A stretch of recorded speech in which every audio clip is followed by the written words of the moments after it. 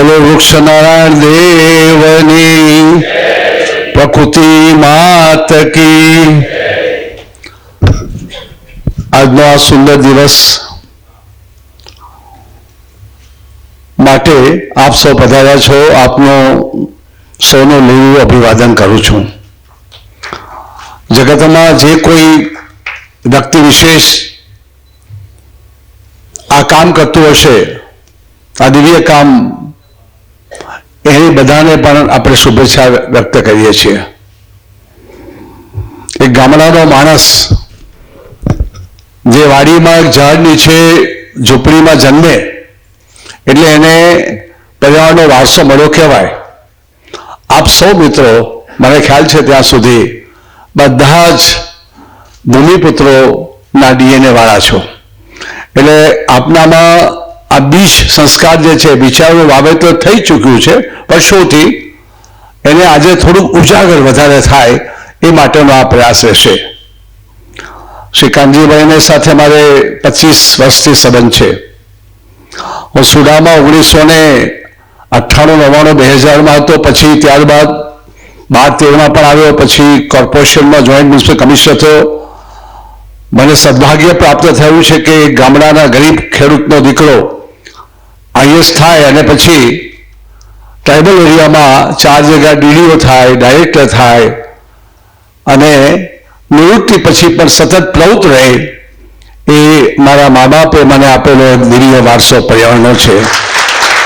તમે બધા જ મારા સંબંધીઓ છો. મને ખ્યાલ છે કે સ્વચ્છ સુરત કરવામાં તમે મને બધા એરિયાના મિત્રોએ ખૂબ સહયોગ આપ્યો છે અને હરિયાળું સુરત કરવા માટે પણ મને ખૂબ સહયોગ કર્યો છે. એ દિવસો યાદ આવે છે કાનજીભાઈ કે જ્યારે 30/8/2013ના રોજ મને આનંદીબેન પટેલ પધાર્યા હતા, ત્યારે આપણે વૃક્ષારોપણનો ગ્લોબ અભિયાન શરૂ કરેલું સુરતમાં. ત્યારે હું કોર્પોરેશનમાં હતો અને 5,25,000 વૃક્ષોનું વાવેતર કરવા માટે આપણે છોડનું વિતરણ કરેલું. તેમાંથી 4.25 લાખ જેટલા વૃક્ષો આપણા સૌરાષ્ટ્રના ભાઈ બહેનોએ રોપેલા, એ મને યાદ છે. એટલે ફરીથી તમને ખૂબ ખૂબ અભિનંદન આપું છું. આજનો વિષય છે પર્યાવરણ, ધર્મ અને વિજ્ઞાન.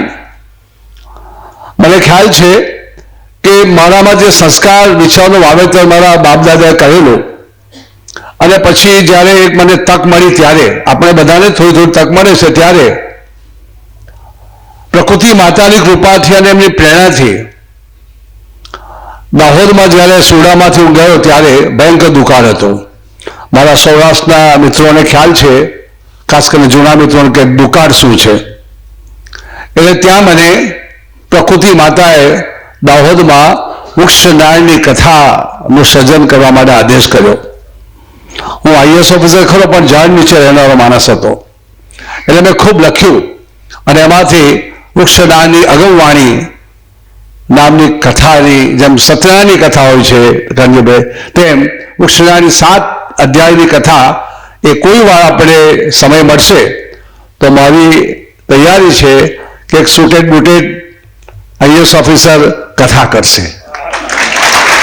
એક દિવસની. મિત્રો, ખૂબ વિચારીને કહું છું કે અત્યારે જો આ વિશ્વને જરૂર હોય તો પર્યાવરણની. એટલે કહ્યું અને મેં ચોપડી લખી, પર્યાવરણ શરણમ ગચ્છામિ. હું પર્યાવરણને શરણે આવું છું. પર્યાવરણ શરણમ ગચ્છસી. આપણે બધા પર્યાવરણને શરણે જઈએ છીએ અને લોકો ભોગ્ય ભાષામાં. હું અંબાજીમાં સદભાગીએ બનાસકાંઠાનો કલેક્ટર હતો અને મોટા અંબાજીનો ચેરમેન પણ હતો. ધર્મને પર્યાવરણ સાથે કેવી રીતે જોડી શકાય એની વાત એ છે કે ત્યાં 20 લાખ 25 લાખ લોકો ચાલતા ચાલતા ચાલતા ચાલતા આખા ગુજરાતમાંથી, રાજસ્થાનમાંથી આવે. આપણે ખબર છે. મેં પૂછ્યું કે આ બધા 15-20 લાખ માણસો 100, 200, 300 કિલોમીટર ચાલતા ચાલતા કેમ આવે છે? તો કે માતાજીને આમંત્રણ આપવા કે હે માં, 10-15 દિવસ પછી નવરાત્ર શરૂ થવાની છે, એટલે આપ મારે ઘરે પધારજો, હું આમંત્રણ આપવા આવું છું. મેં કહ્યું હવે આ બરાબર આજ્ઞા છે. એટલે મેં 7 માતાજીની આજ્ઞા ઊભી કરી. માતાજી કહે છે તે પૈકીની એક આજ્ઞા એ હતી, જો તું 5 વૃક્ષ રોપશે અને દર વર્ષ આવે ત્યારે એક પાંદડું લેતો આવશે કે લેતી આવશે, તો હું તારા ઘેરે આવવાનું અભય વચન આપું છું. બીજી એ વાત હતી કે જો તું વહી જતા જળને કોઈને કોઈ રીતે રોકીને ધરતીને એટલે મને પાછું આપશે, વોટર રિચાર્જ, તો હું તારે ઘરે આવવાનું અભય વચન આપું છું. પછી તો 7મા ભ્રૂણ હત્યા છે, દીકરીઓનું કુપોષણ દૂર કરવાની બધી વાતો હતી. અને મને જણાવતા આનંદ થાય છે કે 10 લાખ લોકોએ આ સંકલ્પ લીધો. તે પહેલા મેં કીધેલું કે મને માતાજી આવે છે, અને આવું બધું કરવું પડે. આ સાચી વાત છે. હું રાત્રે 11-12 વાગે માતાજીના અંદર જાઉં, હું જાઉં, મારા પોલીસવાળા હોય અને ચોપડી લઈને લખવા બેસું, હે માં આ પ્રશ્ન છે, મને કાંઈ સુજાડ. લખ્યા કરું. અને એવી રીતે આ 7 માતાજીના સંકલ્પોમાં અધ્યાત્મ આવી ગયું. મને કહેતા આનંદ થાય કે માતાજીને દર્શને આવતા દરેક લોકોને અમે એક વૃક્ષ આપતા. આવી તો લગભગ અમે 50-60 લાખ વૃક્ષો તો આપ્યા હશે. અને પછી મેં ટેસ્ટ કર્યો કે આનો કઈ ઉકેલ છે, કઈ થાય છે કાંઈ. તો 30/8/2010 રોજ એક જ દિવસે માતાજીની આજ્ઞા, માન્ય નરેન્દ્રભાઈ મોદી સાહેબની અને આનંદીબેન વગેરે બધા મિત્રો અને સૌ આગેવાનોની સાથે ખેડૂત મિત્રો જેનો કૃષિ કરું છું, એમાં સાથે એક દિવસ નક્કી કર્યું કે આજે મહાલોક અભિયાન બનાસકાંઠામાં થશે. અને મને કહેતા આનંદ થાય છે કે 4 કલાક 5 કલાકમાં 15,45,000 વૃક્ષો વવાયા. જેમાં કાંઠા વિસ્તારમાં જે પાકિસ્તાન બોર્ડર છે ત્યાં લીમડા 8 લાખ થયા કાંતિભાઈ. આજે લીમડા 40-50 ફૂટના થઈ ગયા છે. એમાં આપણે આનંદ આવે. બોલો વૃક્ષના દેવ કી જય. અને પૂજ્ય સ્વામી સચ્ચિદાનંદના આદેશથી આપણે કાંઠા વિસ્તારમાં કે બધા વિસ્તારમાં કથા શરૂ કરી. એક કલેક્ટર કથા કરે કેવું લાગે?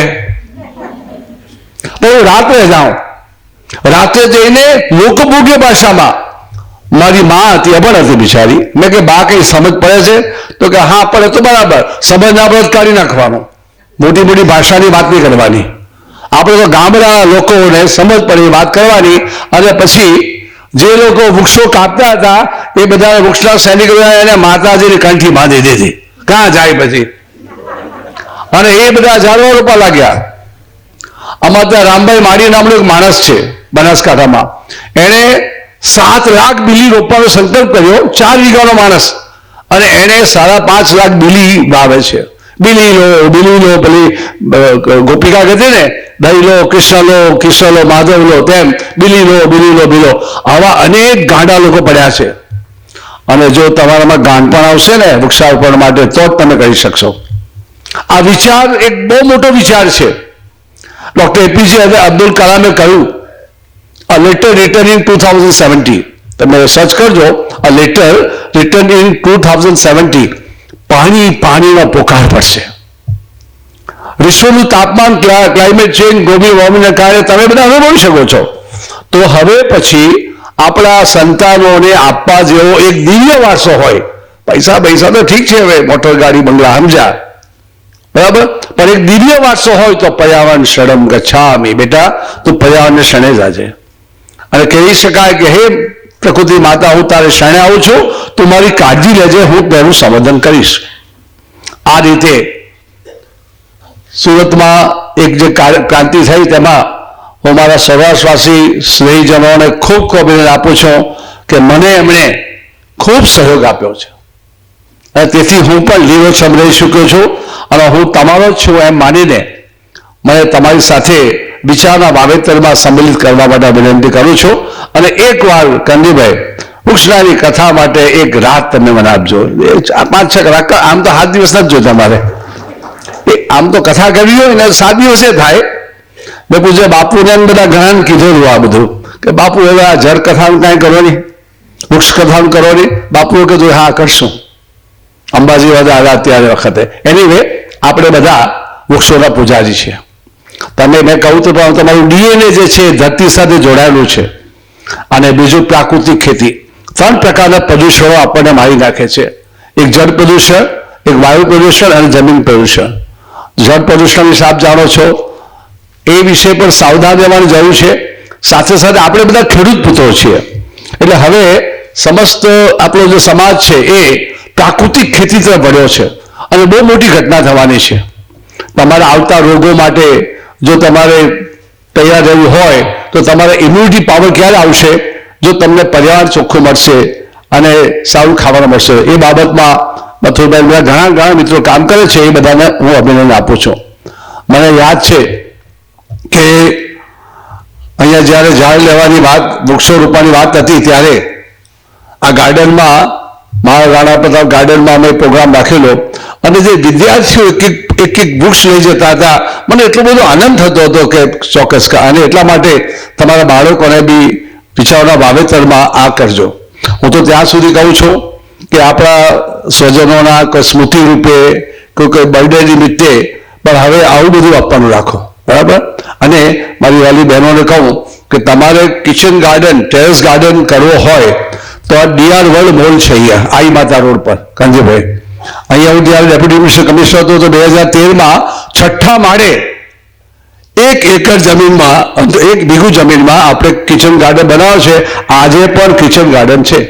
જો કે ઘણી બહેનો આવી હતી અને એમાંથી ઘણા શીખ્યા છે, કારણ કે મને ખબર છે કે તમારું DNA તો ખેડૂત છે અને તમે ખેતી સિવાય રહી શકવાના નથી. મને આમ તો બહુ મોટી વાત છે, પણ ધર્મ અને અધ્યાત્મનું સુભય સમન્વય માટે આ ઉષ્ણાની કથા મેં લખી, એ 7 અધ્યાયમાં છે. એકલો ધર્મ ઝાઝું કાંઈ ન કહી શકે. એને જો વિજ્ઞાનનો સમન્વય હોય અને ધર્મ કરતા હું અધ્યાત્મની વાત, અધ્યાત્મ એ મિત્રો અનહલક છે. બાપુ કહે ને, પૂજ્ય બાપુ, તે પ્રમાણે અનહલક છે, એ અધ્યાત્મ છે. અને વિજ્ઞાન અને અધ્યાત્મનો સુભગ સમન્વય એટલે પર્યાવરણ. એટલે આપણે ધર્મને, વિજ્ઞાનને અને વૃક્ષારોપણને, આ બધી ધર્મની બાબત છો, એમાં જળ, જમીન, જંગલ, જાનવર અને જન, 5 જ. જળ, જમીન, જંગલ, જાનવર અને આખરે જન. કોણ માટે કરીએ છીએ? માણસ જાત માટે કરીએ છીએ, જીવજંતુ માટે કરીએ છીએ. એટલે એ અધ્યાત્મની વાત થઈ છે. મને આનંદ થયો. આમ તો મારે 15 મિનિટ બોલવાનું છે અને એટલે બહુ મોટો વિષય છે. ક્યારેક સમય મળશે ત્યાં બધી વાત કરશું, પરંતુ હું તમને બધાને એક સંકલ્પ કરાવું છું, બરાબર? જો સંકલ્પ નહીં કરશું તો પછી આપણે ભૂલી જઈએ. એટલે મારી ઈચ્છા છે કે તમે જરા ઊભા થાય અને હું કહું તે પ્રમાણે જરા બોલો તો મને ગમશે. જમણો હાથ આગળ રાખીને. આજે 5મી જૂન વિશ્વ પર્યાવરણ દિન નિમિત્તે હું સંકલ્પ લઉં છું કે હું દર વર્ષે ઓછામાં ઓછું 1 વૃક્ષ વાવીશ અને ઉછેરીશ. હું મારા પરિવારના શુભ પ્રસંગે કે સ્મરણાર્થે વૃક્ષદાન કરીશ. હું પાણી અને વીજળીનો બચાવ કરીશ. પ્લાસ્ટિકનો ઓછામાં ઓછો ઉપયોગ કરીશ. હું શક્ય હોય તો ગો આધારિત પ્રાકૃતિક ખેતી કરીશ અને તેનો ઉપયોગ કરીશ. હું ગામનું પાણી ગામમાં, ખેતરની માટી ખેતરમાં રહે તેવી વ્યવસ્થા કરીશ. હું સંકલ્પ કરું છું કે પર્યાવરણનું રક્ષણ મારો પરમ ધર્મ માનીશ, તેનો પ્રચાર પ્રસાર કરીશ અને હું હંમેશા કહીશ પર્યાવરણ શરણમ ગચ્છામિ, પર્યાવરણ શરણમ ગચ્છામિ. આપ સૌનું જીવન લીલુંછમ રહો. પ્રકૃતિ માતા આપને ખૂબ આશીર્વાદ આપે. એવી એક IAS ઓફિસર ઠીક છે, પણ એક ધરતીપુત્ર તરીકે, એક નાના સીમાંત ગરીબ ખેડૂતના દીકરા તરીકે જે આજે પણ હું સતત પ્રકૃતિમાં જીવું છું અને સતત પ્રકૃતિ પ્રેમીઓ સાથે વાત કરું છું, કારણ કે મને થોડું જ્ઞાન થઈ ગયું કે પર્યાવરણ સિવાય છૂટકો બાકી બધું અહીંયા રહી જવાનું છે. પાછો કોરોના આવી રહ્યો છે. Thank you very much.